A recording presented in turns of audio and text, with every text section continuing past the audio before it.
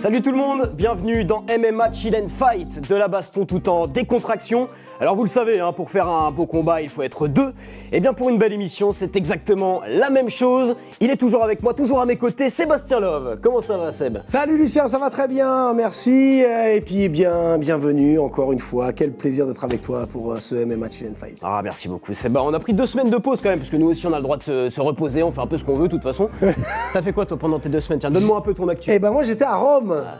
Sono andato a Roma, una città meravigliosa. Ouais, j'étais à Rome, j'étais un peu me ressourcer avec l'amour de ma vie. Et du coup, on a profité, je suis rentré hier, parce que tu m'as dit, Seb, oh, au boulot, ça suffit, tu rentres maintenant. Moi, je lui ai gâché ses vacances, hein. Je lui ai envoyé des messages, je lui disais, Seb, faut qu'on bosse sur l'émission. Mais bon, on le sait, hein, ici c'est moi qui bosse. Lui, il fait pas grand-chose, mais il a une voix par contre. Et tu vas nous présenter cet invité tout de suite.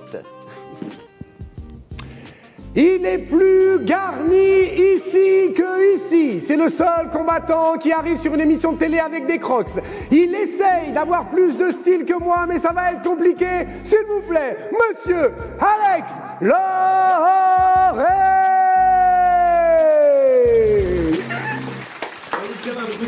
Magnifique. Ça va, Alex? Ça va, tu vas bien? Ouais, merci. Allez, installe-toi dans le canapé. Quand même, j'ai plus de style, non? Ah ouais, non mais alors là... C'est beau, ça. Avec les crocs, tout. Les crocs. Non, mais... Déjà, je suis arrivé, j'ai vu Seb, parce que ouais, il a la petite veste qui va bien, mais en salopette, j'ai dit, bon, déjà, tu vois, il a baissé un peu dans mon estime. Et je vois Alex arriver, donc, stylé le mec, hein. Et je regarde en bas, je vois des crocs. Je me dis, mais non, mais ça, c'est pas possible. Mais si, il a osé, des crocs. Après... Bon, c'est un peu le thème de l'émission. On a eu Daniel Voirin qui arrive en tongs. Voilà, c'est... on est chill. On est chill. Comment tu vas, Alex? Bah ça va.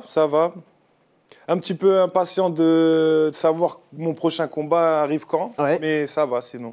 Ouais, justement, toi, t'as fait pas mal d'organisations, t'as 34 ans. Bon, bientôt la quarantaine, ça va arriver. Hein. T'inquiète pas, c'est pas si terrible. La cinquantaine non plus, on est en train de le voir arriver. Bah, elle est passée, ça y est. Ouais, elle est passée. Tu te rapproches plus de la soixantaine, là, maintenant.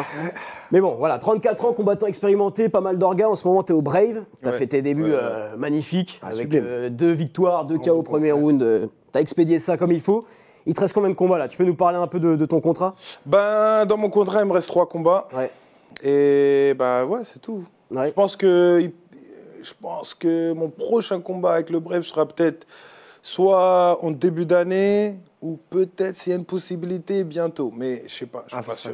Donc pour une voilà, ceinture, on est en attente. pourrait, Ceinture, ouais, c'est très possible. Okay. Mais j'ai pas envie de me porter la poisse, donc je vais laisser. Normal. Voilà, je vais rien dire. Normal. Mais c'est ce qu'on veut, ouais, le combat pour la ceinture. Bon, trop bien. Moi, je vous rappelle quand même qu'on est en direct aussi sur Twitch, donc vous n'hésitez pas. Il y a beaucoup d'actualités autour de Alex Loré, hein, le clash avec Cédric Doumbé, on va en parler. On peut aussi parler du rap, hein. Il fait du rap. Bon, il reviendra après, bientôt au disque d'or. Peut-être. Disque d'or. On sait que les sportifs de haut niveau qui se mettent au rap, à la musique, c'est pas toujours une réussite. Peut-être que Alex, voilà, rehausse un peu. On verra ça tout à l'heure. Je vous tease pas trop le truc. Bon, en tout cas, Alex, on va parler de toi, un peu de ton parcours. Parce que c'est vrai que tu as un combattant hyper expérimenté. Tu as quand même 35 combats, 25 victoires, 10 défaites.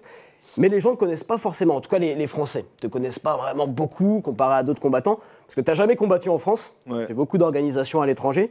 Donc on le fait pas souvent dans cette émission de parler un peu du parcours des combattants. C'est vrai, ouais. Mais toi, on va le faire. Alors, tu représentes la France, la Côte d'Ivoire et l'Angleterre.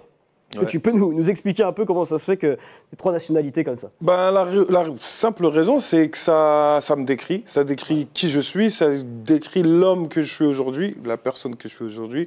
Si j'aurais pas eu ces 3 pays dans ma vie, je serais pas qui je suis aujourd'hui.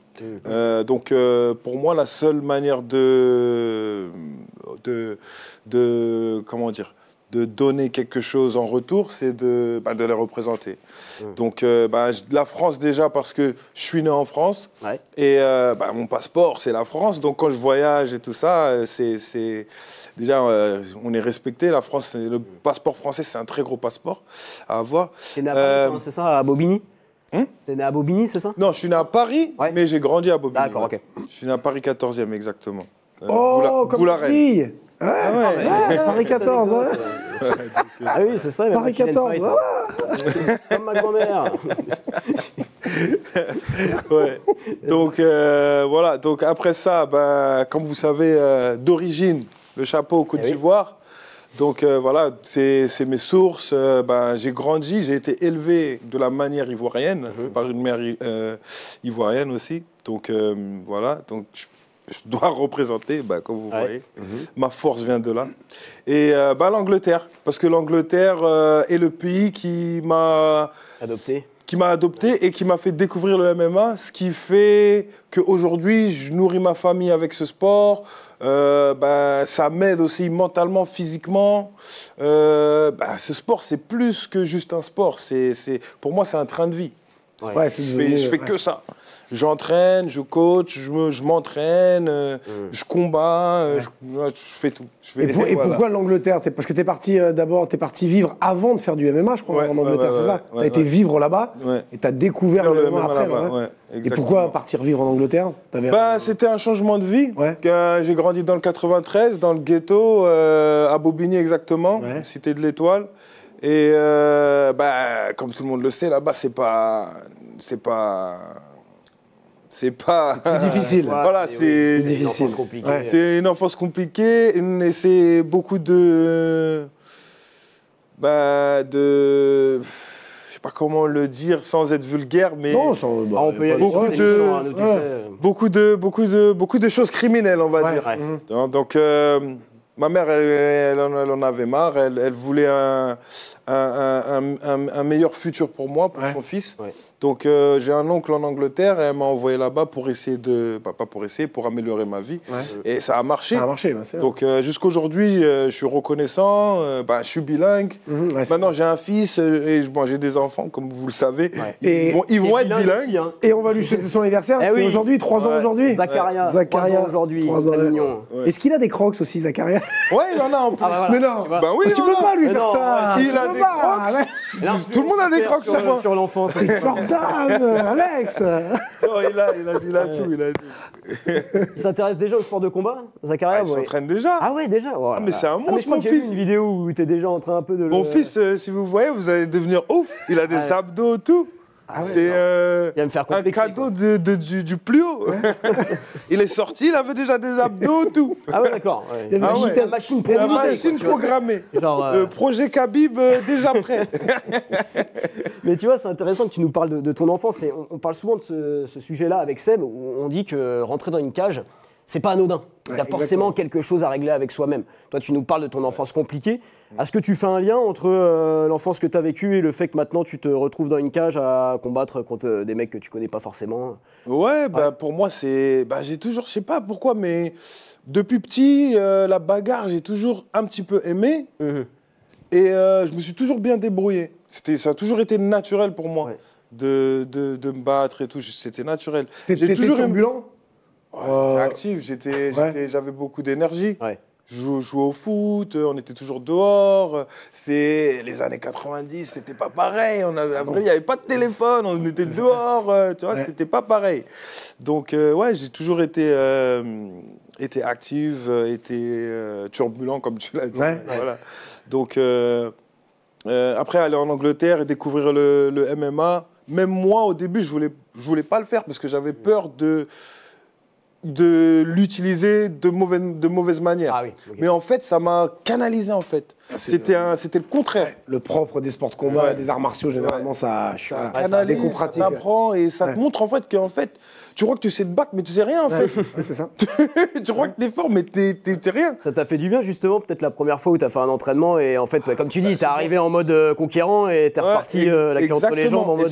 Et c'est pour ça que jusqu'aujourd'hui, je le fais toujours. Parce que je suis arrivé à la salle et je me rappelle, comme je l'ai dit, j'ai bien me débrouillé. C'est-à-dire je me débrouille bien debout et tout. Et après, même, je réussissais même à ramener les gens au sol. Donc, je ramenais les gens au sol. Mais une fois que j'étais au sol, c'est comme si j'avais aucun contrôle. C'est-à-dire que je suis au sol, je suis sur le gars, mais c'est le gars qui contrôle et tout. Et ça, je me rappelle, ça m'avait vraiment choqué. Et je me suis dit, c'est impossible que je vis dans ce monde et je ne connaisse pas ce sport. Donc, je suis revenu et je faisais que de revenir à la salle. Et après quoi, peut-être 3 mois d'entraînement, le coach m'a dit, tu veux faire un combat, des combats amateurs et tout. Je connais, 93, on m'a dit 9-3. En vrai, tu veux dire non, mais J'ai dit, ouais, il n'y a pas de problème. Ben oui, je le fais, tout ça. Tu vois, j'avais peur, en fait. Et ouais, je suis rentré dans la cage, première fois, combat amateur, protège tibia et tout. Et j'ai vraiment aimé. C'était quand, ça? C'était quand, Alex? C'était en... Je crois que ça devait soit être en 2013 ou en 2012. Mon premier combat amateur, je me rappelle. C'était dans une ville en dehors de Londres qui s'appelle Red Hill. Et ouais, c'était 2 rounds de 2 minutes. Et je me rappelle la première fois où ils ont fermé la cage derrière moi, ça m'a fait un choc de ouf. Tu fermais la cage, tic, tic, tic, tu regardes le gars. Ouais. Ouais, mais c'est il y a 10 ans en plus, mais tu t'en rappelles comme c'était hier, vraiment des sensations, du stress, de la pression. Ouais, tu l'oublies pas, le premier combat, ça reste, ça marque, ouais. En 10 ans de carrière, beaucoup de combats. C'est dingue. T'es un des combattants les plus chevronnés. Ah mais 35 combats à ton actif, c'est mais c'est pour ça que je suis là. Je reviens prendre ma place. Ouais. Ah, oui. Parce que chez les Walter, moi je pense pas qu'il y a quelqu'un qui rivalise avec moi. Ah, écoute, je regarde un peu sur Fight Matrix. Après, il y en a un, mais on en parlera plus tard. Ouais, mais je regardais un peu justement le classement des Français sur Fight Matrix. Ils font un classement assez objectif quand même bien sûr. Sur tous les Français, d'ailleurs, les combattants du monde entier, avec le début de carrière jusqu'à aujourd'hui. Était numéro 2 français. Ouais. Derrière Abdul Abouragimov. Voilà, c'est de lui que je voulais qu'on parle. J'ai rien contre lui, j'aime bien Abdul et tout. Même s'il a copié un peu mon nom, Lazy King, Kill King, c'est un peu bizarre. Mais bon. Non, mais c'est là On devait combattre au arrêt, ça s'est pas fait. Là, j'ai eu Encore, on m'a demandé pour le combat, on a dit oui, mais on n'a pas pu. Donc voilà, c'est entre moi et lui. Mais tu vois, c'est fou parce que, voilà, on le dit, t'es numéro 2 français quand même sur Fight Matrix, t'es un combattant avec 35 combats, beaucoup de victoires. C'est énorme. Et pourtant, en France, je trouve, je pense que tu partages cet avis, tu manques de reconnaissance. Est-ce que 100%. Parfois, toi, durant ta longue carrière, ça t'a blessé, ça t'a affecté, ça? À l'époque, non, parce que je savais que le MMA n'était pas légal et que la France allait prendre du temps pour légaliser le sport. Donc, franchement, je ne regardais pas trop. Mais maintenant, oui. Maintenant, ça me blesse. Parce que les gens, ils voient ce que j'ai fait, ce que je fais. Et quand même, ils dénigrent. En fait, c'est surtout les gens qui ne connaissent pas. Les gens du milieu te connaissent. Oui, bien sûr. Ils connaissent très bien. Tout le monde me connaît. Te connaissent. Nous, on sait. Tout le monde me connaît dans le milieu. Alex, mais bien sûr, le gars, il a plus de 30 combats. Bien sûr qu'il est. Mais c'est les gens, en fait, voilà, dans le public, c'est qui? Mais les nouveaux fans, en fait. Non, mais c'est ça. Et en fait... C'est pour ça que, on va en reparler après, mais il y a un combat qui doit se faire, obligé. Exactement. Restez patients, on vous emmène doucement sur le sujet du clash avec Cédric Doumbé. On parle beaucoup des combattants qui ont un gros palmarès, des combattants français, mais toi, t'as 35 combats. Ouais, c'est énorme. Mais en 10 ans. Mais citez-moi quelqu'un qui en a autant. Et en plus, j'ai que 35 combats parce que c'est les organisations qui me retiennent. En plus, Ah oui, parce que là, par exemple, là, je suis prêt pour combattre, j'ai envie de combattre, mais il n'y a pas de combat. T'inquiète, il y a moi tout à l'heure. J'en ai déjà vu passer des plus balèzes, t'inquiète. Il paye pas de mine, 62 kilos, il paye pas de mine. Si tu nous regardes, coucou à toi. Non, mais c'est vrai que c'est une carrière énorme, quoi. Je regardais ton premier combat pro, 8 décembre 2014. 10 ans plus tard, tu vois, t'es encore là, encore prêt à combattre, à enchaîner. Exactement. Ça, c'est fou. Et tu parlais de ta famille, c'est intéressant, parce que là, t'es venu avec ton fils, t'as 5 enfants. Ouais. J'aimerais savoir un peu comment tu gères ça, là, la carrière de combattant aussi actif et papa. C'est eux qui me motivent. Je fais tout pour eux. S'ils ne seraient pas là, je crois que je serais feignant. C'est mes enfants qui me motivent, je fais tout pour eux. Vous savez, c'est compliqué, c'est dur, mais c'est ma force. Elle aussi, elle est programmée. C'est ma fille, elle n'est pas aussi petite maintenant, elle a 11 ans. Mais bon. Donc c'est eux qui me motivent, c'est ma raison pour tout. Sans eux, je pense que je serais... Je ne sais pas si je serais toujours dans ce sport, je ne sais pas si je serais aussi... si je ferais... je ne sais pas si je ferais les choses aussi proprement. Parce que là, maintenant, je sais qu'ils vont grandir, ils vont regarder, ils vont voir mes trucs. Donc, je suis obligé de... Il y a des trucs que des fois j'ai envie de faire que je fais pas. Parce que je me dis, attends, ça te retient. Je veux pas qu'ils voient ça quand ils sont grands. C'est bien d'avoir cette lucidité, parce qu'il n'y en a pas beaucoup qui l'ont, ils font des trucs un petit peu... ils oublient que, et les gars, vous avez des enfants, ils vont voir ce que vous êtes en train de voir. Exactement. Des enfants, et puis une femme aussi. Je prends l'exemple de Benoît Saint-Denis. Tu vois, sa femme a témoigné après son combat en disant qu'elle ne regardait strictement pas ses combats. C'est beaucoup trop dur pour elle. Elle le voit finir dans des états. Toi, est-ce que ton entourage, comment ils le vivent? C'est pas simple. Ma mère, elle aime pas. Ouais, c'est ça. Elle aime pas du tout. Elle regarde ou elle regarde pas? Elle regarde après. Après, ouais. Mais là, en ce moment-là, je suis en train de lui dire, maman, t'es obligée de regarder maintenant. Je lui dis, je suis obligé. C'est bon, ça fait longtemps maintenant, il faut que tu regardes. Donc le dernier combat, elle a regardé. Elle a regardé en direct. assez vite, donc là, ça va en plus.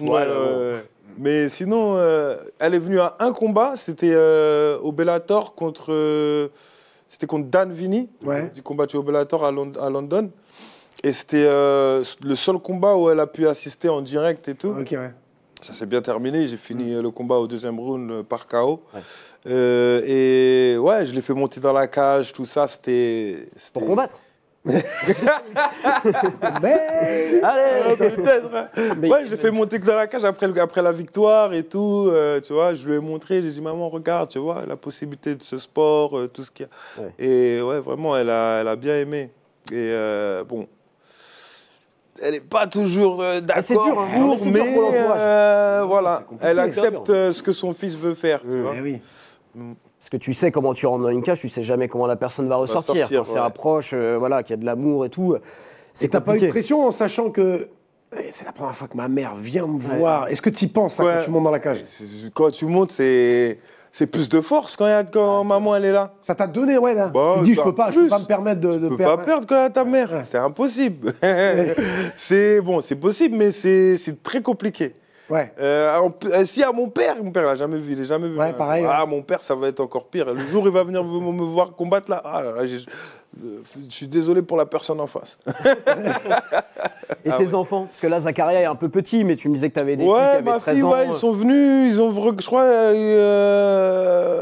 crois il y en a une, elle est venue une fois. Mais non, les enfants, non. Ils regardent après. Tu les préserves un peu, tu les préserves aussi peut-être. Je les ramène avec moi quand je vais à des galas, par exemple, pour coacher quelqu'un. D'accord. Si je vais regarder un combat d'un proche ou d'un ami, des fois, je les ramène. Sinon, ils me regardent sur YouTube et tout ça. Faut les préserver. C'est clair. Petits, Et tu penses à eux, à tes enfants, à ta famille, quand tu rentres dans la cage, où tu es tellement focus que... Ouais, je pense à tout avant. Avant de rentrer dans la cage, tu penses à tout. Toutes les raisons qu'ils ont fait pourquoi tu vas faire ce combat. Où tu vas combattre, où t'es là, tu vois.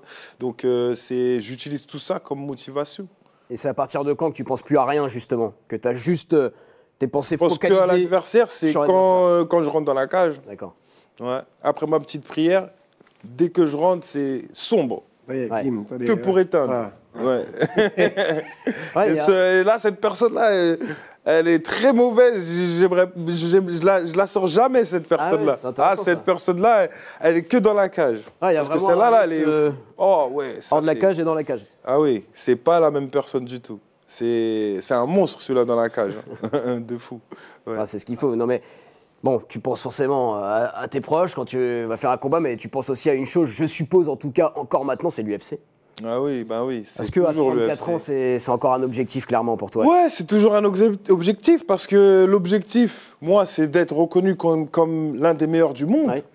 Tu vois, ou le meilleur du monde de ma catégorie. C'est toujours ça l'objectif final. Donc, pour être le meilleur du monde, il faut que tu ailles combattre avec les meilleurs du monde. Donc, UFC, bien sûr.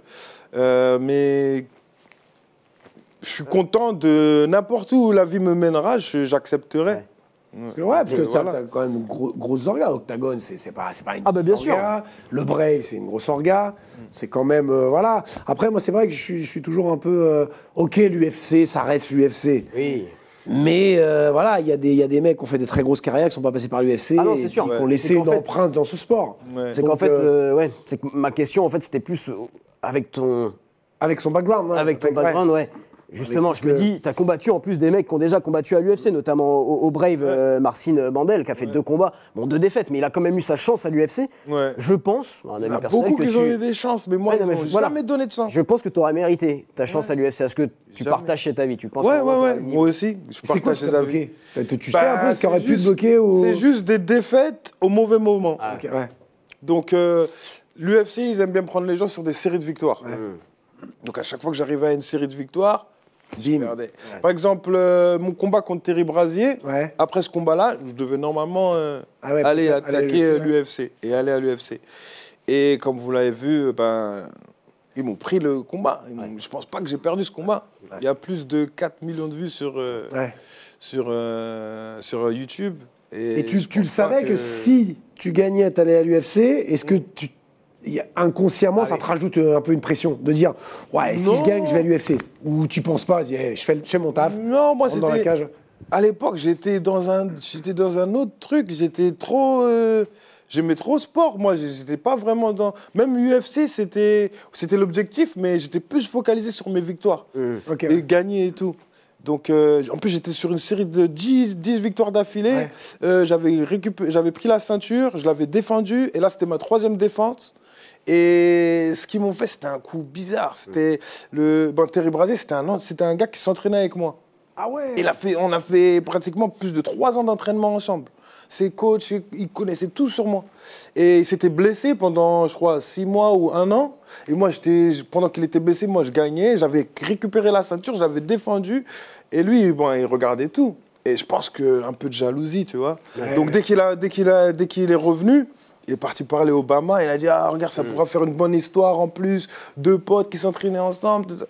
Et après, voilà, donc en plus c'est un Anglais, ça s'est fait en Angleterre, ils lui ont donné la victoire, ils m'ont pris ma ceinture, tu vois. Ils ont cru que lui, il allait partir à l'UFC et tout ça, mais vous connaissez, c'est comme ça dans le sport des fois. Ça fait partie du jeu. C'est clair, non, mais ça se passe pas que dans la cage. Il faut dire aussi, il y a plein de facteurs à côté. Pour les petits jeunes qui commencent, faites attention.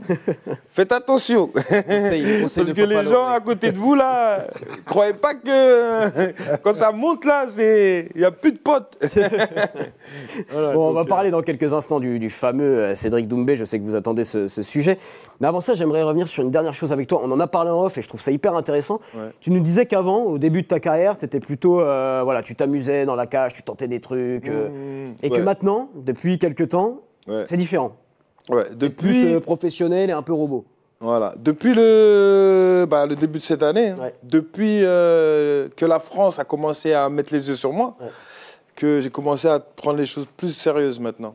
Parce que j'aime bien ce sport. Moi, je le fais, comme je l'ai dit, c'est un train de vie pour moi. Donc, des fois, j'allais dans la cage, j'avais même pas de game plan. Au feeling. On essayait des trucs. On était victoire ou défaite.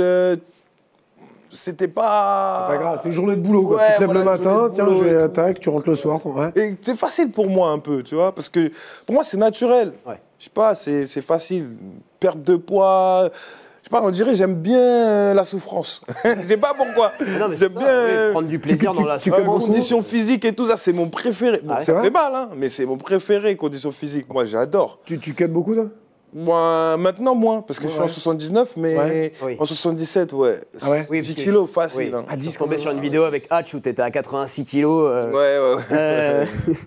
Donc, ça m'arrive des fois de monter à 93. Hein.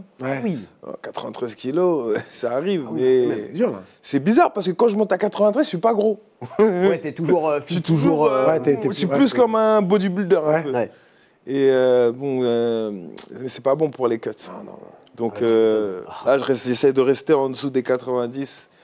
Et en plus, avec l'âge maintenant, t'es à combien, là kilos, ça monte vite. Là, je dois être à 88, peut-être, 87. Ça fait 2-3 jours que je me suis pas entraîné. Donc, Ok. Mais justement, c'était mieux avant ou pas? C'est quand tu nous parles de cette période où tu arrivais sans game plan, c'était juste du fun. Ça te manque cette période ou pas?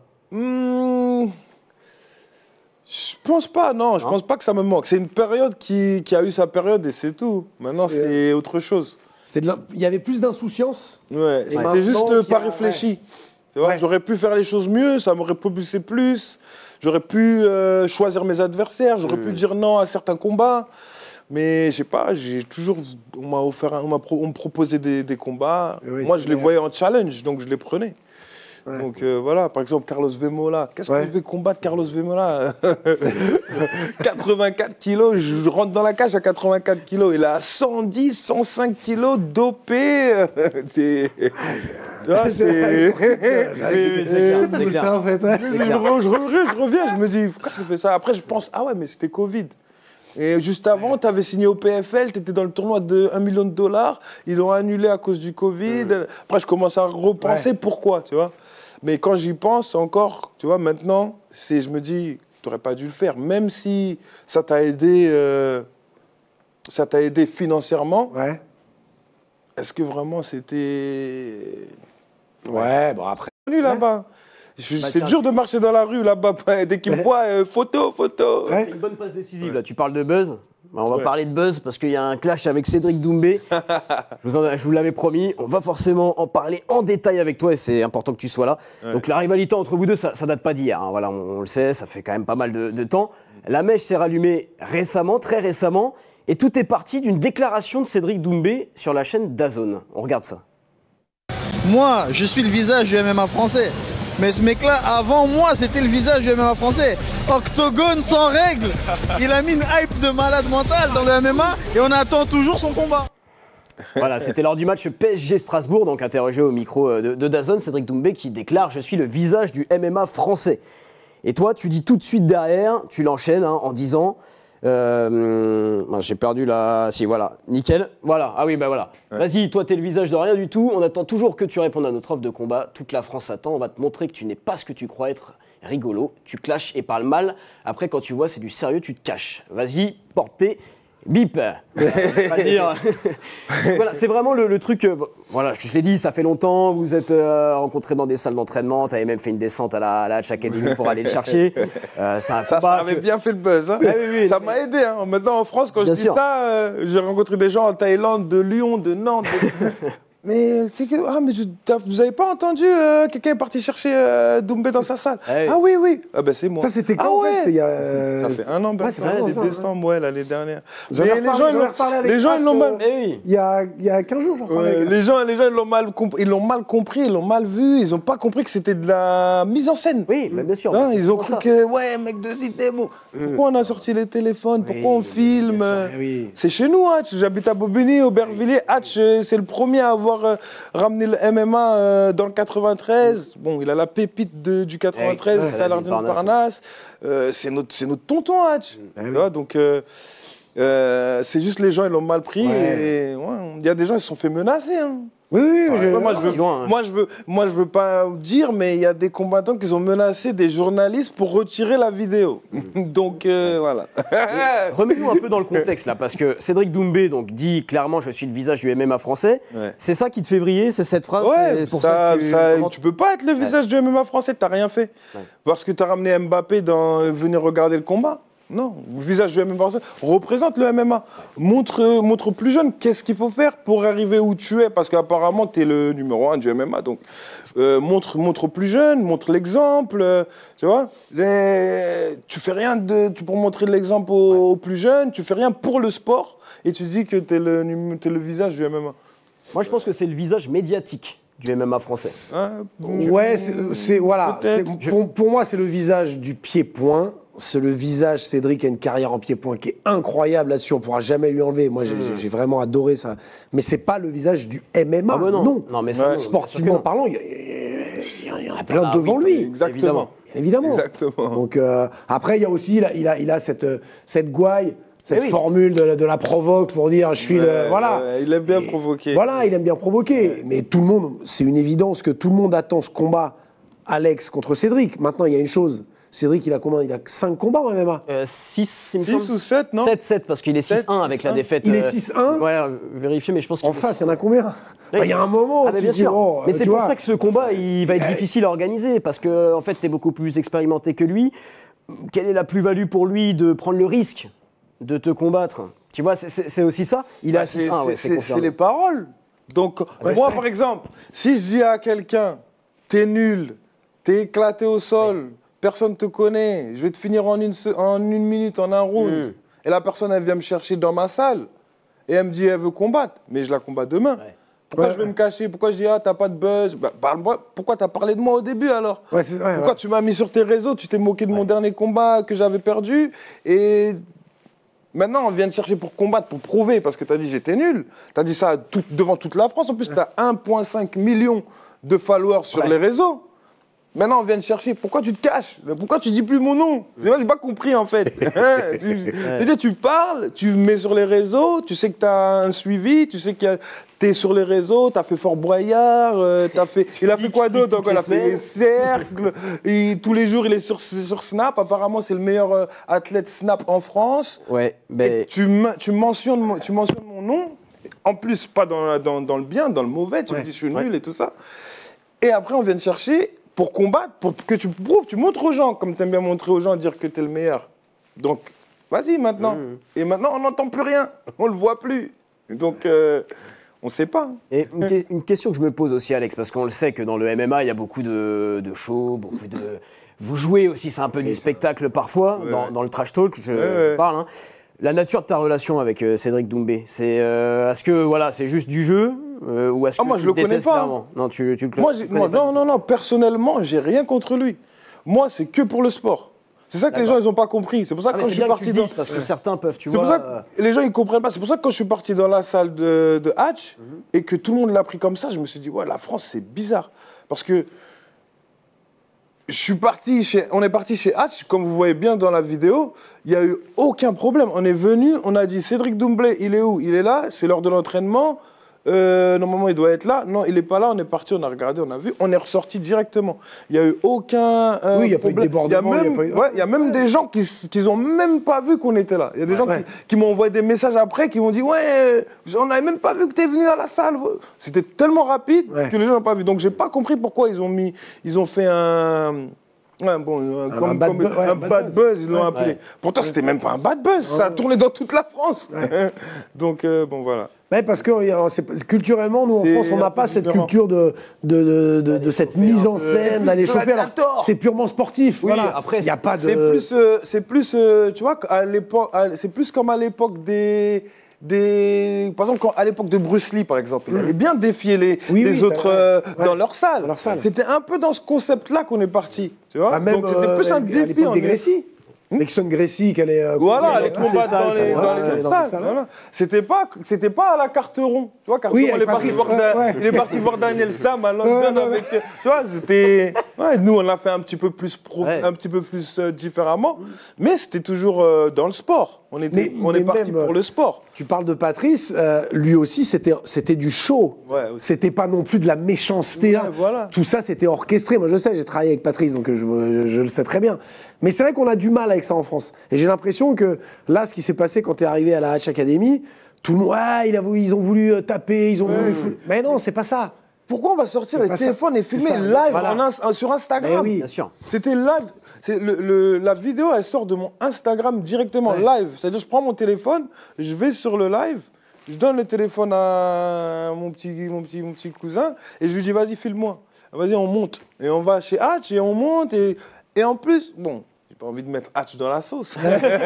Mais Hatch, il nous a dit les jours où il y a le MMA sparring. Donc on est venu. Il t'a donné un peu le... oui, mais un petit peu. Mais parce que Hatch, il te connaît. Il sait que t'es pas méchant, il sait que t'es pas... Très bien. Et même lui, il n'a pas pensé qu'on allait faire ça. Mais bon, on lui a pas dit, parce qu'on voulait pas qu'il... Mais quand même, ça a débité, ça a débordé, je veux dire. Et quelqu'un a dû dire à Cédric qu'on allait passer et il n'est pas venu ce jour-là, comme par hasard. Mais c'est important que tu le dises quand même pour ceux qui nous regardent. Nous, on le sait. Mais que tu dises, voilà, Cédric, je le connais pas, c'est que du sport. Ouais, c'est que du sport. C'est quand même important de savoir. C'est pas mon pote. Bon, on a des gens en commun que lui, il connaît, que moi aussi, je connais et tout. Mais sinon, on n'est pas amis. Je traîne pas avec lui. C'est pas mon... Bon, là, maintenant, à cause de ce qui se passe, on se parle sur les réseaux. Il y a beaucoup d'échanges sur les réseaux, surtout en DM. Et c'est tout, en fait. Il n'y a rien de personnel envers lui. Moi, c'est que pour le sport. Ouais, c'est ça. Tu m'as manqué de respect. Bon, après, il est sorti du sport un petit peu quand il a fait ses promos, les tout premiers propos. Parce que va manger du riz, va manger ton riz. Ça n'a rien à voir avec le sport. Mais bon, ça, c'est lui qui a voulu faire ça. Il fait son truc comme ça, c'est bon. Mais pour moi, c'est que dans le sport. Tu as dit que tu étais meilleur que moi. Tu as dit que c'est toi le truc. Viens, on règle ça dans le sport. Pour voir qui est le meilleur. Parce que moi, ça fait des années que je charbonne. Et je connais mon karaté. Je connais mon kata. Très bien. Donc... Figure-toi que j'ai quand même envoyé un message au manager de Cédric Doumbé. Parce que, voilà, droit de réponse, hein, j'ai dit, écoute, si Cédric veut venir pour parler aussi avec Alex en plateau, il n'y a pas de souci, il est le bienvenu. Ah ouais. S'il ne peut pas venir, il peut nous faire aussi un message vidéo pour Alex. Et le manager de Cédric, hein, David, m'a répondu « Hello, super pour Alex, je le connais pas, navré, mais d'autres priorités. » Non mais je tenais à le dire pour dire quand même qu'on a contacté le manager de Cédric Doumbé. J'ai eu cette réponse que j'ai moyennement appréciée. Il a dit quoi? Il me connaît pas? Qu'il te connaît pas et qu'il est navré et qu'il a d'autres priorités. Ce qui est, je pense, faux. Hein, bien évidemment, il te connaît, il a suivi de près, à mon avis, le clash avec Cédric. C'est simple. Ils Donc, ont peur. J'avoue que ça m'a un peu... moi, Cédric, j'ai eu l'occasion de le suivre pour un tournage. Oui, exact. C'était pour. C'est un super mec. Tu vois, il est très sympa. Il y a pas de. Ouais, mais tout le monde me dit ça. Je trouve. Mais Cédric, il est gentil et tout. Non mais je trouvais. Alors, je vais pas dire, là, je le côtoie pas, je peux pas dire il a changé, nanana. Mais je trouve en tout cas que son entourage, en tout cas autour de lui, ça a changé. Je ressens vraiment qu'il est passé dans une autre dimension et que maintenant, tu vois, moi, on essaie de l'inviter beaucoup de fois, Cédric, ici. À chaque fois, c'est des réponses un peu dans ce style, d'autres trios. Ça demande voilà. Bon. Cédric, il est venu il y a encore combien de temps dans l'émission MMA Extra Round présentée par Lucie? Il y a 1 an et demi, 2 ans peut-être. Voilà. 1 an et demi, 2 ans. Voilà. Donc je trouve ça un peu dommage que maintenant il... Comme ça, c'est ça.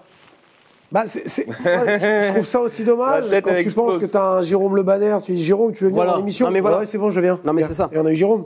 Mais c'est les réseaux. Jimmy Vienno, Alexis Nicolas, les mecs qui sont, les mecs qui viennent. Ouais, bien sûr.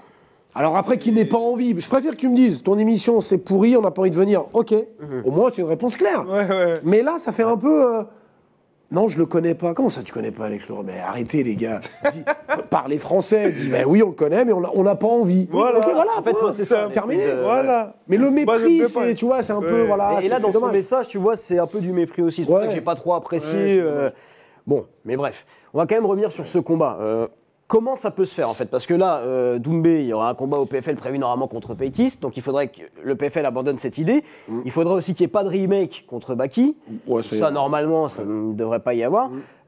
Pour que le combat puisse avoir lieu face à toi, potentiellement. Donc il faudrait aussi que le Brave t'autorise à te... C'est un sujet épineux. Ouais. Est-ce que tu en sais un peu plus, toi? Est-ce que tu sais comment ça pourrait se faire? Vous avez compris ce que j'ai dit? Sujet épineux. Ça veut dire c'est comme...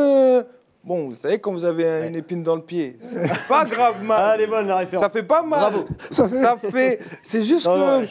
Ça gêne. Ça gêne. Voilà, c'est un sujet gênant. Donc, la seule manière, en fait, c'est que je finisse mon contrat avec le Brave ou que le Brave accepte pour un contrat. Non, parce que je suis contrat exclusif, mais le Brave, ils ont un peu de flexibilité. C'est un peu flexible. Ouais. Ils peuvent me laisser partir pour un combat. Pour un combat, et puis après tu reviens. Surtout un combat comme ça. Bon. Donc, s'il y a une possibilité, si tout est bien et beaucoup de monde veulent voir ce combat, c'est ça.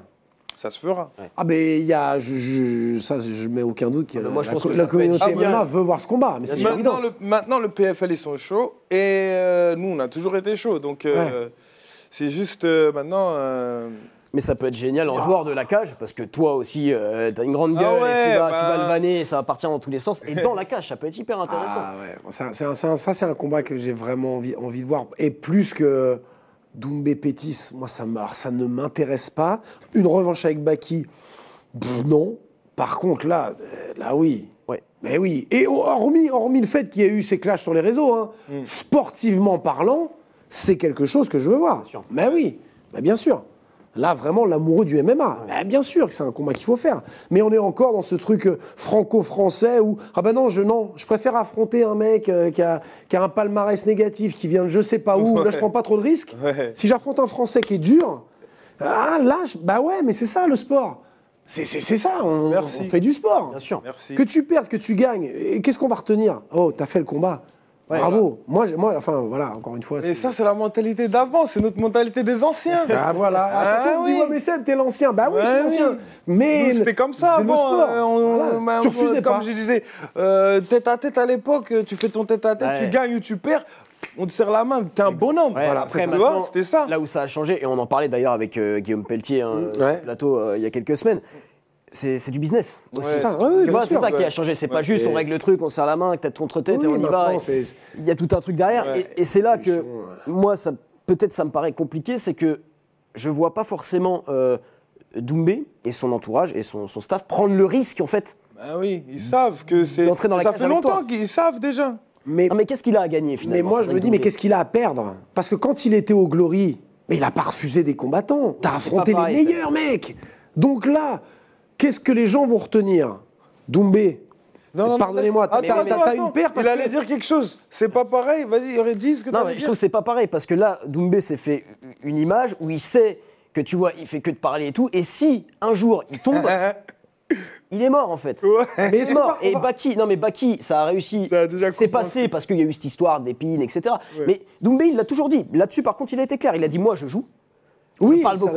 Voilà. Ça d'accord. C'est un showman. Quand je vais perdre, ça va être compliqué. Tu vois? Ben moi, je fais partie de ceux, je ne sais pas si on est nombreux, je ne pense pas. Parce que, ok, les 2-3 jours qui vont suivre, là, si défaite il y a, ça va chambrer. Mais au final, tu retiens quoi? Quand Tyson, il a perdu, on a chambré Tyson? Bah non. Ouais, mais Seb, ça, non. Alors, je vais pas comparer Doumbé et Tyson, mais c'est pas pareil parce que Doumbé, il perd contre Alex. Il a parlé beaucoup. Non, mais ça fait partie de notre folklore de ce sport. On parle, mais t'as deux mecs qui se remplissent dans une cage. Au final, moi, tu perds, tu gagnes. Eh, gars, bravo. Bah oui. Déjà, t'es monté dans la cage. De ouf. Ça, c'est toi et les passionnés de MMA, ceux qui connaissent le MMA. Mais Doumbé, beaucoup de ses fans sont des nouveaux venus, connaissent pas forcément. Donc eux, par contre, vont le lâcher en fait. Sportifs. Il y en a, c'est même pas des dire sportifs. que ses vrais fans ne lui en voudront pas de perdre. Non, mais ceux qui suivent Doumbé attendent qu'une seule chose, c'est qu'ils perdent. C'est pas des vrais fans, moi, les mecs qui ont rempli le stade en disant qu'on rigolait quand il est rentré avec le matelas pour Jordan Zebo. Ouais. Mais ils auraient rigolé s'ils s'étaient fait éteindre. Ouais. C'est pas, pour moi, c'est pas des amoureux de ce sport. Ouais. Un amoureux de ce sport, il prend un KO contre Alex. Ok, gars, t'as ouvert ta bouche, t'as perdu. Mais t'auras un autre combat. Ouais, voilà. Et c'est le sport. Et c'est ce qui va faire cette légende du sport. Mais par contre, pour toi, ça peut être incroyable. Parce que si là, il s'agit le combat de crocs, mais si le combat non, mais c'est même pas histoire d'argent. Non, mais même pas ça. Moi, je parle pas d'argent. Non, je parle aussi de reconnaissance. On parlait que t'as pu en France, voilà, t'as pu souffrir du manque de reconnaissance. Là, si tu rentres dans une cage avec Cédric et que tu le bats, mais là, tu vas être propulsé dans une autre dimension, à mon avis. Ah oui. En France, je parle, bien sûr. Ouais, en France, ouais. Bah, en France, parce que c'est ça que les gens, ils comprennent. Il y a un autre truc que les gens, ils comprennent pas. C'est que Cédric Doumbé, en dehors de la France, zéro. Ah oui, non, mais comme... en Angleterre, tu dis Cédric Doumbé, c'est qui? Ah, quand tu dis le matelas, peut-être, mais... Ouais. Les gens, la biographie, non? Il a sorti point à la ligne, biographie, là. Disponible à la FNAC. Il a sorti une biographie? C'est vrai? Ah, je savais pas. Je savais même pas. Mais d'ailleurs, Alex fait la préface. Ouais. C'est le truc lunaire. On lui fait une petite publicité. T'as vu, on est des gentils, on est bien, tu vois. Nous, on veut que ça se fasse, ce combat, Cédric. Ton petit livre, là. Ça serait, parce que voilà, c'est encore une fois, Doumbé, on n'aime pas, mais sportivement parlant, en pied-point, en MMA, il a combattu, il a gagné, il a perdu. Moi, je reste sur le Doumbé qui a été un très très grand champion en pied-point. Tu ne peux pas refuser un combat. Pour moi, j'arrive pas à comprendre qu'on refuse un mec, que en plus c'est toi qui lance, qui commence à appâter, mais tu es obligé d'aller au bout. Tu ne peux pas t'arrêter, là, t'as ferré le poisson. Ah ben non, finalement, j'en veux plus. Ouais, mais non, exactement. Il est là, il est au bout de ta ligne. Prends-le, il est là, parce que lui, il attend que ça. Exactement. Quand on est parti à la Hatch le chercher, j'étais free agent, ça s'appelle. C'est-à-dire que j'avais pas de contrat. C'est-à-dire que je cherchais une organisation. L'Octagon, il voulait me re-signer. Ouais. Je voulais plus aller là-bas. Je voulais changer. Après, il y avait le PFL et il y avait le Brave aussi. Et le PFL, ils ont dit non, Doumbé, il n'est pas assez expérimenté et tout. Donc, on va pas te mettre contre lui et peut-être plus tard. Donc, ils n'ont pas envoyé d'offre. Donc, voilà, après, il y avait le Brave. Le Brave, ils nous ont donné une bonne offre. Ouais. Et en plus, ils nous ont dit qu'ils allaient venir en France et aussi que possibilité de combattre pour la ceinture. Oui, donc il y a plein de bien sûr. Il y avait plein d'enjeux dessus et donc on est parti avec le Brave. Et aussi, ils nous ont dit que ce n'était pas un contrat complètement exclusif, qu'on peut combattre dans des organisations pas rivales de eux, mais un petit peu plus petites. Ouais. Et donc ça donne beaucoup d'opportunités. Ouais. Oui, puis il faut, comme on dit, il faut persévérer. En tout cas, voilà, Alex a lancé les hostilités, mais moi je vais lancer la prochaine rubrique. C'est parti pour le face-off.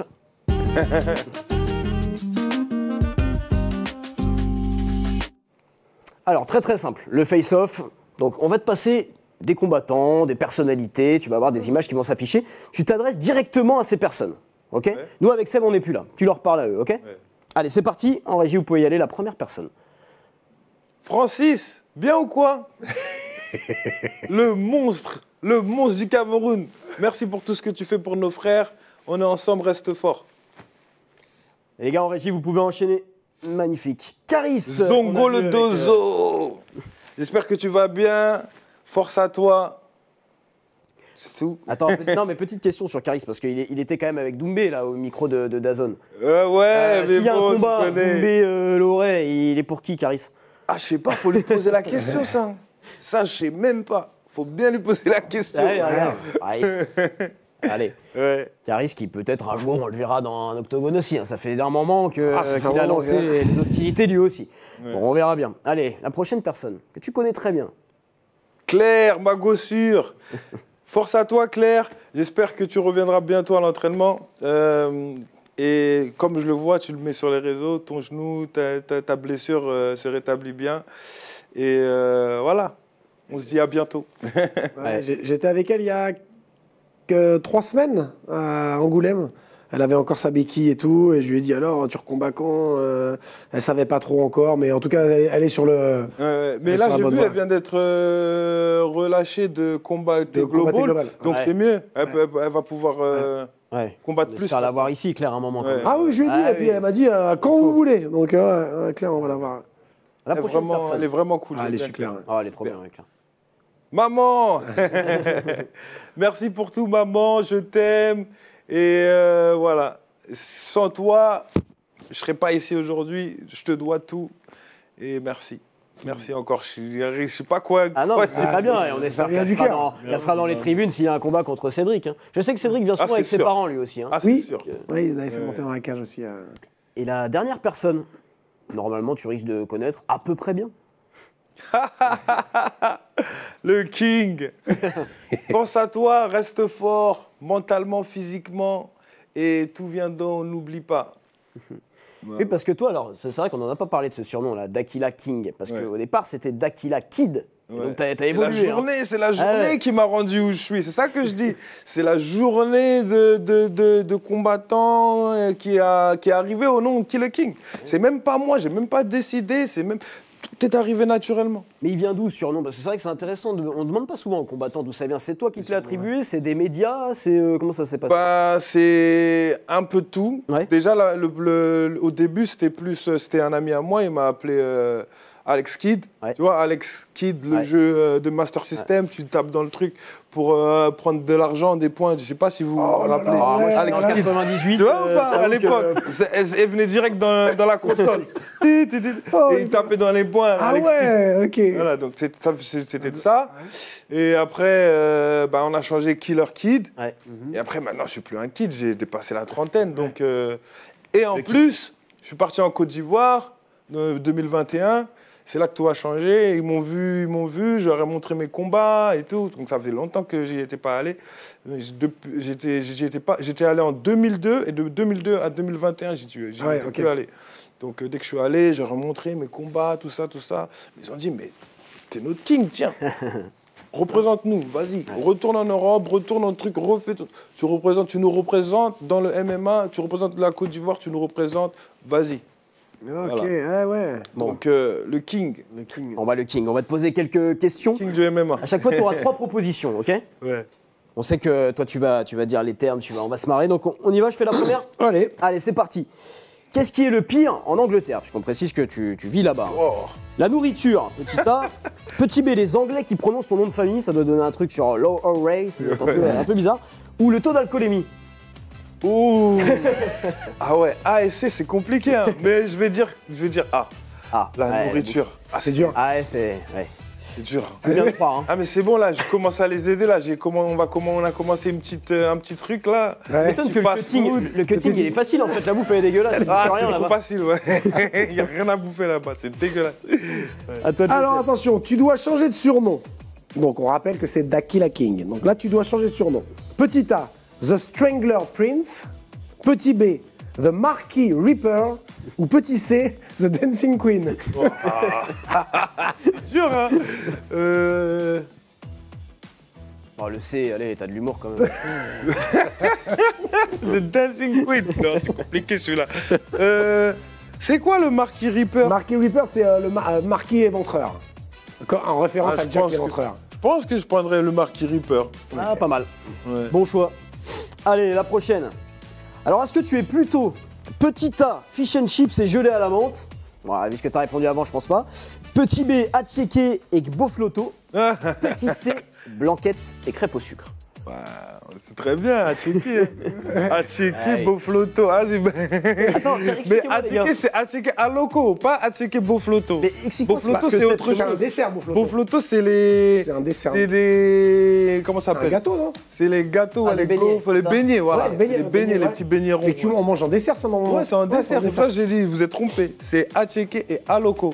Ah ben, Pas bravo, attiéké c'est lui qui a fait la bofloto. question. Voilà. Ouais. Non, mais j'ai mis un plat, là, tiéké, c'est un plat. Ouais, bah oui. Et le dessert, regarde, j'ai toujours mis un dessert fish and chips et je l'ai. Moi, j'écoute que Alex. Il dit que tu t'es trompé. Moi, je veux pas de problème avec Alex. Non, Noé, mais- donc j'écoute ce qu'il Ah, fish and chips, ah Ouais, oui. j'ai mis toujours Ah un plat, oui, un dessert. Attiéké. Mais l'attiéké, c'est que la semoule, soit. C'est que le. Ouais, c'est pas- la semoule, la. Comment ça s'appelle? Oui, c'est ça, ouais. Je sais pas comment. Et tu l'accompagnes ou du poulet ou de la Voilà. Bon, viande. allez, Bien accompagné. on n'est pas chez Marmiton, on va enchaîner. À toi de jouer, Seb. Alors, le plus surprenant selon toi, faire les courses quasiment. Ah oui, attends, on a des photos là Oui. qui accompagnent. hein. Ouais. Quel est Oui, le plus surprenant vas-y, pour toi? la question, tout. Faire les courses quasiment à poil, avoir une nappe d'aussi mauvais goût ou s'entraîner avec un gars sans caleçon? Alors là, tu comprends peut-être pas. Là, on veut t'emmener. Regarde les photos. La première photo, faire les courses quasiment à Hawaï. Voilà. Moi, j'ai jamais vu quelqu'un comme ça faire les courses. Un perso, mais. C'est grave chaud. Je suis parti prendre une boîte.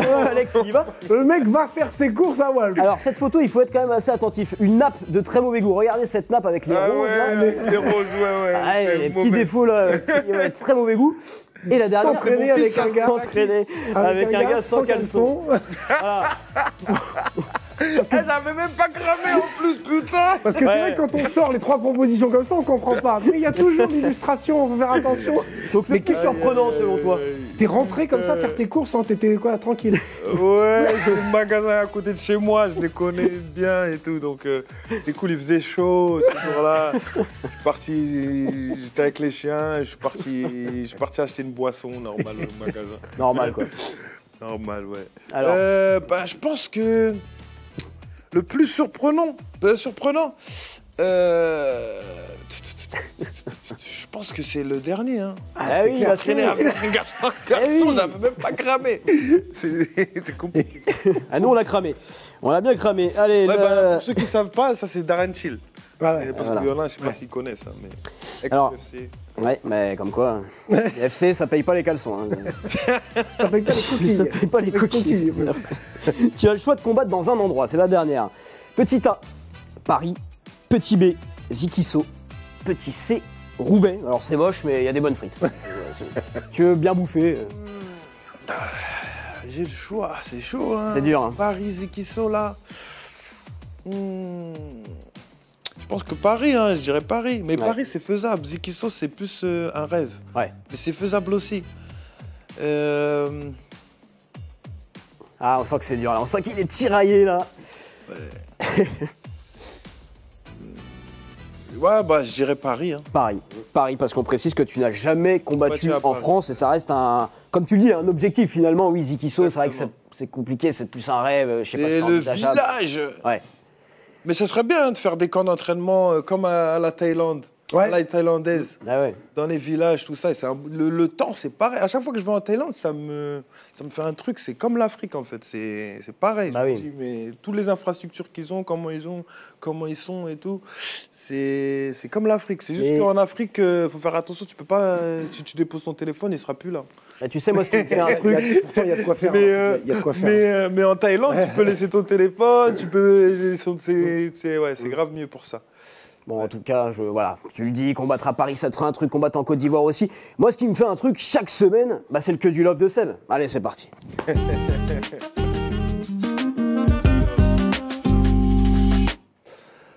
Eh ben, le Que du Love, forcément, on est en plein dedans, en plein actu. C'est les championnats du monde IMAF avec une délégation française de 12 combattants. Alors, à l'heure où je vous parle, il y a peut-être eu des combats qui ont eu lieu. Donc, on est en direct, j'ai pas les résultats. En attendant, il y a eu que du bon pour nos Français. Des qualifications sur qualifications. Il y a Souil Areski qui a perdu.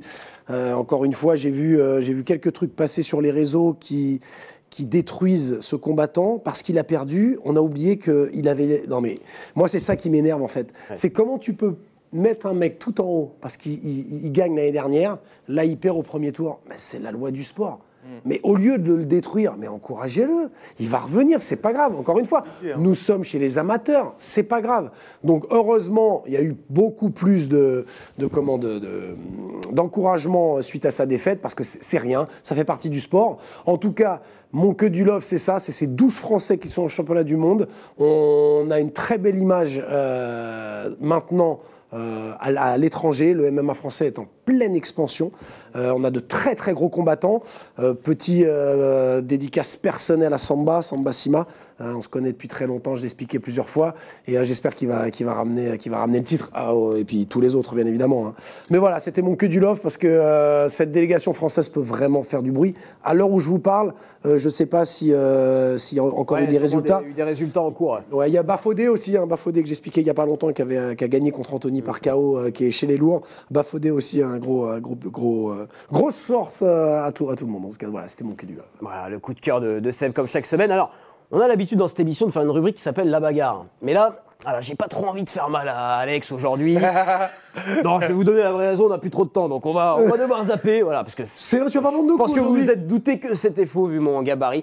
Mais j'ai progressé et peut-être que je vais m'inscrire au MMA. C'est vrai? Non, c'est faux. Allez, on enchaîne avec la dernière rubrique, le main event. Et là, j'ai besoin de ta voix, Seb. C'est l'heure du main event. Allez, la dernière rubrique de l'émission. Alors les gars, je sais qu'il y a une passion pour tous les deux que vous partagez en dehors du MMA, en dehors des sports de combat, c'est la musique. Alors est-ce qu'on peut écouter déjà les gars en régie, Seb? J'adore. Laisse couler. À ce qu'on l'a. Ah oui. Je sais pas si tu l'as déjà écouté, Alex. Ah bah attends. Ah, je savais pas moi. C'est pas ça moi, ça c'est le morceau... C'est laquelle les gars en régie? Ça c'est pas la mienne. Moi dans l'oreillette. Ouais. C'est pas moi ça en tout cas. C'est sympa mais... Non. Ah non, c'est pas Laisse couler. Ah pas du tout. Bah Seb, non mais attends, on va faire un truc, on est en direct, donc évidemment, voilà, ça arrive. Seb, tu nous fais le refrain, non? Laisse couler, I'm a Rastaman. Voilà, c'est le refrain. Et par contre, je pense qu'ils ont écrit couler C-O-U. Eh oui, alors que c'est C-O-O. Cool. Laisse couler. Et il y a la version, ça c'était la version pour les radios, mais sinon il y a la version en anglais. Et ça s'appelait juste I'm a Rastaman, mais les radios en France ne veulent pas qu'un Français chante en anglais. Ah oui. Donc ils m'ont dit il faut faire une version française. Donc on a fait Laisse couler. C'est plus difficile, je trouve, même pour les paroles. Donc j'ai accès à I'm a Rastaman avec des paroles vraiment sur très... On s'en bat les couilles, on s'en bat les couilles, on s'en bat les couilles. Joseph Palmy. Putain, le respect. Le respect. Où est le respect? Je vous parle d'un truc sérieux. Non mais c'est méchant. Voilà. Non mais allez voir sur YouTube. Bon après voilà, c'est pas la musique du siècle hein, mais reggae music. Voilà. Reggae music. Irie. Ouais, les dreads et tout, bah oui forcément. Je les avais mais c'est vrai qu'on avait une photo, on vous la montrera dans d'autres émissions. Alex, tu fais aussi de la musique, du rap, un autre registre. Mais quoi, mais allez, moi c'est pour rigoler hein. Ah, allez, on écoute tiens un petit son de Alex là. Lequel tu vas mettre? Avec le clip en plus. C'est juste pour dire qu'on peut le faire, tu vois, si on veut. Ah mais attends, c'est bien fait. Be trending like Goggins, ayy. Be trending like Fendi, ayy. Be trending like Gucci, ayy. Be trending ça je sais que c'est le kiff, c'est son style, c'est qui vibre. Ah moi sorti du reggae, c'est dur. Et là, il y en a pas un qui met on s'en bat les couilles là. Attends, on en a d'autres. Non mais c'est un risque hein, quand même. Hein. Quand t'es athlète de haut niveau, il y en a qui sont tentés à faire ça. Un Tony Parker par exemple. Alors moi j'adore, mais c'est que mon avis, j'adore pas Tony Parker, mais j'adore la musique. Shaquille O'Neal, Damian Lillard aussi au basket, mais qui lui rappe très bien. Je dis pas que tu rappes mal. Hein. Alors là, j'ai jamais dit ça, Alex. Oh non, moi même si je rappe mal ou je rappe bien, je suis pas un rappeur. Mais c'est quoi alors, bien, comment tu t'es lancé ce délire? C'est juste j'aime bien la musique et j'aime bien essayer de nouveaux trucs. J'aime bien et en fait c'était plus quoi? C'était plus pour les combats en fait. Parce que quand j'étais en République tchèque, j'ai essayé ça une fois. J'ai essayé de mettre un son à moi quand je suis sorti pour combattre. Ouais. Et j'avais bien aimé. Ça m'avait fait. En fait, j'avais utilisé le son, la musique pour me garder dans le mode de combat, pour me garder focus. Donc j'avais bien aimé ça. Et voilà. Après, j'ai continué à en faire. J'en fais des fois, je vais au studio. Ah ouais, t'as quand même pas mal de musique de sortie hein, sur YouTube, ça sur va, Spotify. J'en ai qui arrivent encore.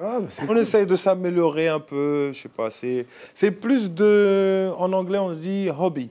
Ouais, c'est juste une passion, tu fais ton truc. Mais c'est bien construit à toi. Et en plus, j'essaie de me motiver, de rester vrai. Donc voilà, moi je suis plus dans celui-là. Moi en fait, je suis une personne. Bon, la France, ils me connaissent pas, les gens ils me connaissent pas, ils me connaissent que sur Internet et tout. Mais depuis mon départ en Angleterre, je suis vraiment resté dans une bulle. C'est-à-dire que j'ai gardé la mentalité de quand on était en France, la belle époque, tu te rappelles, quand on était des vrais. Et tout. Qu'on a vu que les gens ils vont jamais voir. Exactement. J'en ai un petit exemple avant de finir. C'est par exemple par ma fenêtre quand j'étais petit, je regarde et tout, je vois 50 gars de ce côté, 50 gars de ce côté, 2 personnes qui se battent, personne ne bouge. À la fin, les 2 se serrent la main, les 50 repartent, et il n'y a rien. Et terminé, Tu vois, ça, jamais de la vie, ils vont revoir ça de nos jours maintenant. C'est fini, ça. Donc, tu vois, je suis resté dans cette bulle où les gens étaient plus vrais. Tu vois, la mort, c'est pas nous, on contrôle. La mort vient d'en haut, c'est nous qui contrôlons, c'est pas à nous de prendre. Donc, c'était plus pour le respect, c'est les facultés humaines. Si tu sais te battre, tu te bats. Si t'as perdu, c'est pas grave. Comme on le disait tout à l'heure, t'as porté tes couilles. C'est ça. C'est bon. Vous avez des problèmes, voilà, c'est bon, c'est fini. Et voilà, je suis plus une personne qui est restée dans ce truc-là. Et comme je suis parti en Angleterre, l'Angleterre, c'est un petit peu plus ouvert. C'est-à-dire déjà, nous, les musulmans, on est plus acceptés là-bas. Les gens voilés, ils peuvent travailler avec le voile, tout ça. Et ça m'a vraiment ouvert les yeux sur la vie de tous les jours. Et en plus de ça, avec le MMA, qui m'a fait apprendre et connaître le corps humain et mon corps humain, ça m'a donné des autres facultés. Il y a des trucs que je comprends différemment ou plus rapidement ou mieux que certaines personnes. Ça t'a aidé à t'élever. Voilà. Et pour moi, je suis plus dans la réalité, en fait. Les réseaux et tout ça, je pense que ça affecte nos enfants, ça affecte les plus jeunes. C'est pour ça que, par exemple, on va reparler de lui encore, Cédric Doumbé. Moi, j'aime pas ce qu'il fait sur les réseaux. J'aime bien le personnage combattant qui combat, les combats de kickboxing et tout. Parfait, c'est lourd. Tu vois, mais le reste, le trash talk, le manque de respect des autres athlètes, rabaisser tout le monde pour se mettre au-dessus, juste pour créer de l'engouement, mentir. C'est plus un peu de la télépathie. C'est-à-dire les gens, ils croient vraiment tout ce qu'ils disent, tout ce que Doumbé dit. C'est-à-dire Doumbé, il a dit, je suis un tocard, je fais que de me mettre KO, je suis nul. C'est-à-dire maintenant, tout le monde en France croit ça.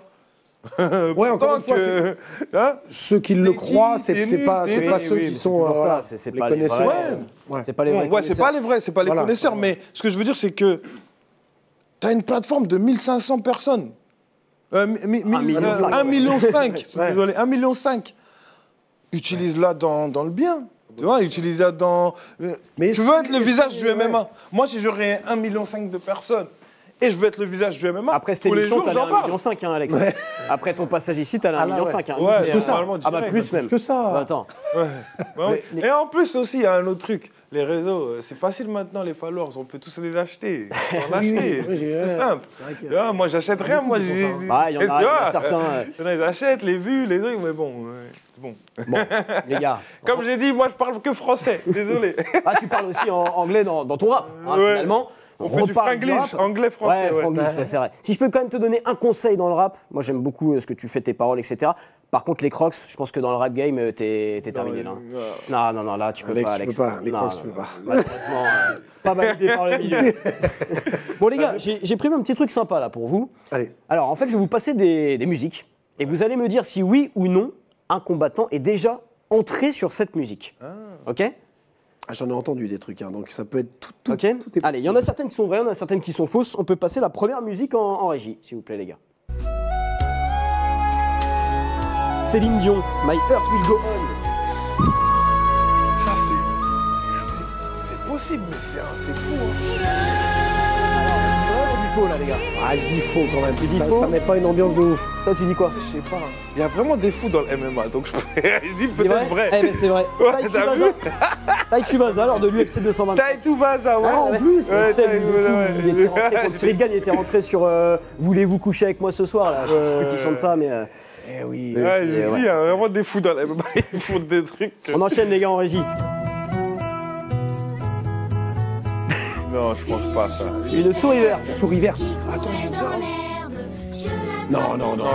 Non, c'est faux. Non. C'est faux. Alex, il a quand même hésité. Attends, j'ai déjà entendu. Non. La prochaine, les gars, allez-y. Ah, ça, je pense que oui. Ça, c'est possible.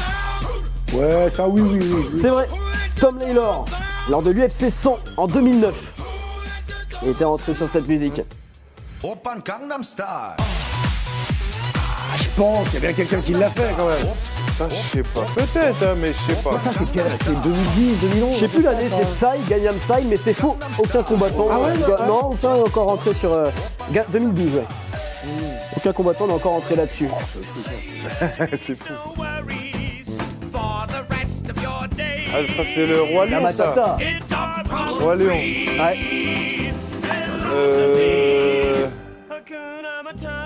Allez, faut pas de peut-être, hein. Faut un vrai ou faux, les gars. Allez, Je veux dire vrai, moi, je dis vrai. Vrai? je dis faux. Eh ben c'est vrai. Pat Barry, qui est rentré lors de l'UFC 104 en 2009 sur Hakuna Matata. Oh non. Ça, c'est une meuf, si, possible. Une meuf. Ah oui, Eh effectivement. oui, moi, je pense que oui. Eh ben c'est vrai, c'est pas une fille, non. C'est Nick Denis, qui est rentré le 28 octobre 2011 lors de l'UFC Ah ouais, MMA lui, il est Unfinished vraiment- Business au Québec. Il est rentré ouais. sur cette musique, pas mal. Ah, fille de Beverly Hills. Ouais, ça, c'est. Ouais, enfin Crazy Frog. Ouais, C'est Crazy Frog. Ah oui, mais ouais. Ouais, Est-ce que c'est... C'est que Ah oui, ça. moi j'étais sur la vraie... Ouais. Celle-là, elle reste dans la tête. Hein. Allez, oui. Oui. Ouais. Eh ben non, c'est faux, les gars. On est rentré sur Crazy Frog. Vous avez vu, c'est pas facile, hein. Allez, il nous en reste quelques-unes. Ah, c'est genre celle-là. Cotton Eye Joe. Sur les Américains, c'est sûr, il y en a. Rednecks. Ouais, ça aussi, ouais. Jason Knight, lors de l'UFC Fight Night 120, le 11 novembre 2017, est rentré sur cette musique. Putain, et laisse couler, vous l'avez toujours pas trouvé. C'était Loli, c'était Lolo, c'était Lola. J'adore cette musique. Ah, ça, c'est les Rugbyman, ça. Alors, Ah, il faudrait que... Je pense pas. Ah, allez-y, oui. eh ben, c'est vrai, Alex l'aurait. Non, je rigole, non, c'est faux. C'est complètement faux. Personne Non, n'est rentré mais non. sur cette musique. La GoPro Lolita. Désolé, je vous l'ai mise dans la tête pour le restant de la journée, celle-ci. Ah, Gloria Gaynor. Ah oui, I will survive. Sans. Est-ce qu'il y a un mec qui serait rentré? Parce que ça, c'est vraiment maintenant en Coupe du Monde 98. Ah oui, Ah, je dis ouais, allez, pour une petite dédicace. exactement, et pas n'importe qui, Anderson Silva, lors de son entrée à l'UFC 97 en 2009. Ah, donc avant la Coupe du Monde 98 en plus. Non, 2009. Ah, 2009, pardon, vous avez compris 88. Ah, mais c'est là, je t'inquiète. Oui, non, c'est... Ozone. Ah, j'adore mon Ozone.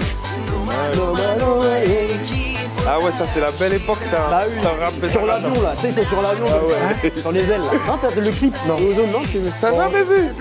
Je jamais vu le clip. Je connais, mais là, le clip, j'ai vu. Faut sur un avion Ça a hyper mal bien fait. marché, ça, à l'époque, en plus. Alors, Sur l'avion. pas Ozone. Moi, je pense que. Oui. Non, c'est faux. Ozone. Non? Ouais. Ah, la dernière, ça c'est en bonus ça. Oh bah... Sanglier. Eh oui, Ah Anthony oui. Nantois. Anthony Nantois, un combattant qu'on a reçu amateur, celui qui est rentré avec le t-shirt Burnout là, je t'ai dit en... Ouais. Eh ben, il rentre sur une musique où c'est ça. Et à un moment ça fait le sanglier comme ça. Le sanglier. Oh, il a un coup de sanglier sur la tête. Bon, attends, chez Cyril. Ouais, il est complètement fou. Mais des entrées, moi j'en ai vécu une incroyable chez Hatch. Ouais. Un mec qui rentre, il s'est mis une fausse moustache à la Freddie Mercury et il rentre sur I Want to Break Free. Ah, magnifique.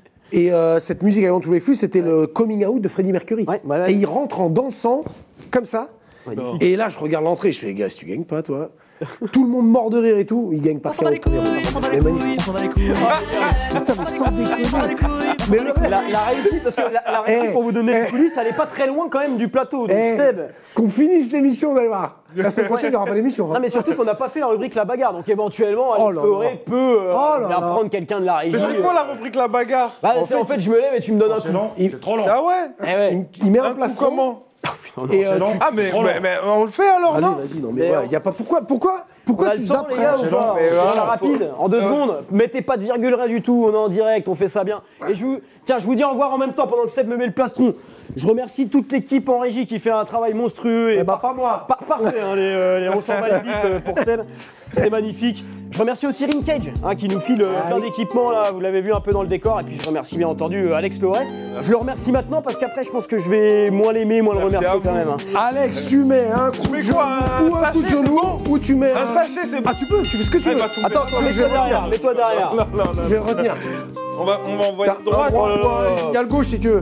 Ouais. Le bon droit. Tranquille. Tu peux mettre genou, tu peux mettre middle, fais ce que tu veux. Ah non, mais tu te lâches. Attends, pense que Zakaria est en régie, il te regarde, ne frappe pas trop fort, montre l'exemple.